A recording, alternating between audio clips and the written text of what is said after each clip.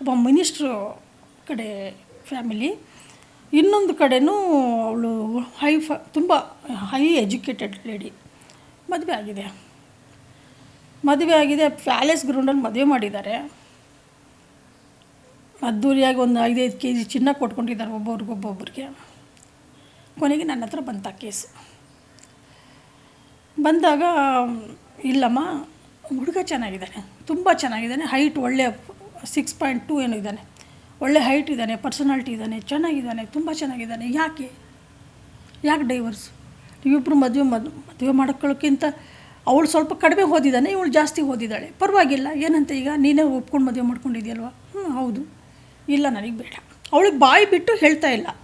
ಕೊನೆಗೆ ಈ ಹೆಣ್ಮಕ್ಳದೊಂದೇನು ಅಂತಂದರೆ, ಎಲ್ಲ ಹೇಳ್ತಾರೆ, ಯಾವುದೋ ಒಂದು ವಿಷಯನ ಒಳಗಡೆ ಮುಚ್ಚಿಟ್ಟಿರ್ತಾರೆ. ಆ ವಿಷಯ ತೆಗಿಯೋವರೆಗೂ ಅವರನ್ನು ನಾವು ಸಂಪರ್ಕ, ಯಾಕೆಂದ್ರೆ ನಾವು ಕೌನ್ಸಿಲಿಂಗ್ ಕರಿತಾನೇ ಇರ್ತೀವಿ ಅಂತಂದರೆ, ಆ ಒಂದು ವಿಷಯ ಒಳಗಡೆ ಮುಚ್ಚಿಟ್ಟಿರೋದು ಆಚೆ ಬರಬೇಕು. ಆಚೆ ಬಂದಾಗಲೇ ನಮಗೆ ಗೊತ್ತಾಗೋದು ಏನು ಅಂತ. ಇಲ್ಲ, ಬೇಡ ಅಂತ ಅವ್ರ ಅಪ್ಪ ಅಮ್ಮನ ಕರ್ಕೊಂಬಂದರು. ಇಲ್ಲ, ನಮಗೆ ಬೇಡವೇ ಬೇಡ, ಹಾಗೆ ಅಂತ ಅವ್ರ ತಂದೆನೂ ಏನಿದು ಅಂತ. ನನಗೆ ಹುಡುಗಿನೂ ಚೆನ್ನಾಗಿದ್ದಾಳೆ, ಹುಡುಗನೂ ಚೆನ್ನಾಗಿ, ಏನು ತೊಂದರೆ?